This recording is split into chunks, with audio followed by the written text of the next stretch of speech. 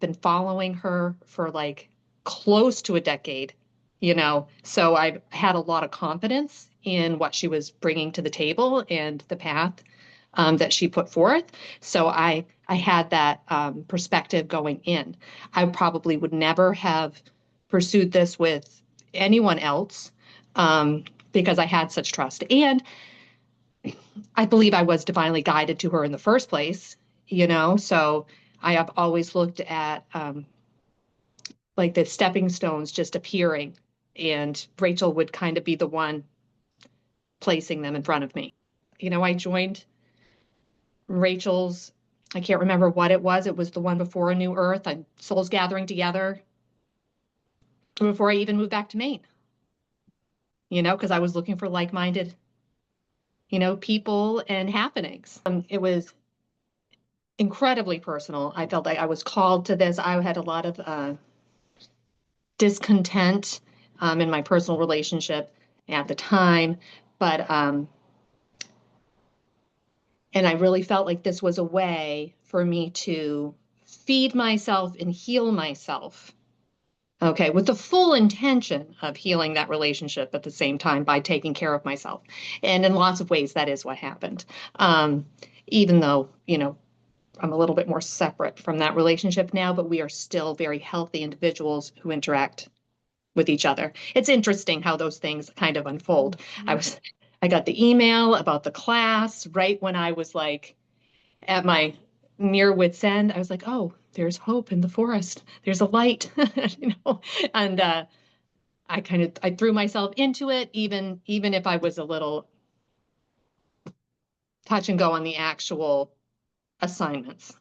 But the work itself, being a part of the class, meeting every 2 weeks, I really made that a priority. I had a lot of growth there.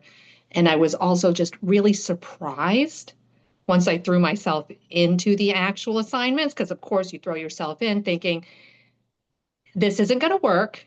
It doesn't matter because all I have to do is discuss my experience.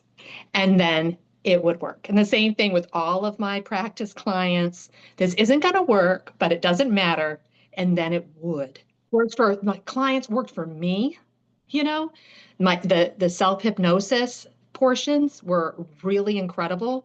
I know that it's no big deal to anyone else, but the very first one we did, the cute little exercise, I think it was during our first weekend, intensive. And I was like, oh, well, we know if I quit biting my nails, it works. And I never did anything else but that little exercise, and I don't bite my nails anymore.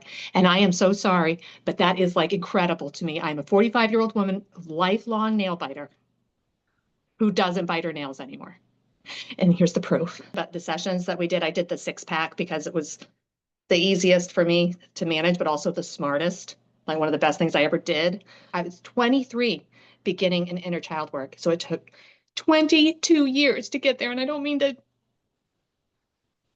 get all crazy about it, but it was really powerful. It was so interesting because I've been to so many different therapists, intuitive healers, counselors. Like I've always kind of sought something out, since I was 19. I was like looking for something. He was my first one who tried inner child work with me. But so many did, even mainstream therapists, all along the way. And I was so resistant to it. Like I didn't want to engage with her on some level. So the fact that I even got there was just shocker. Rachel, Horton White super fan.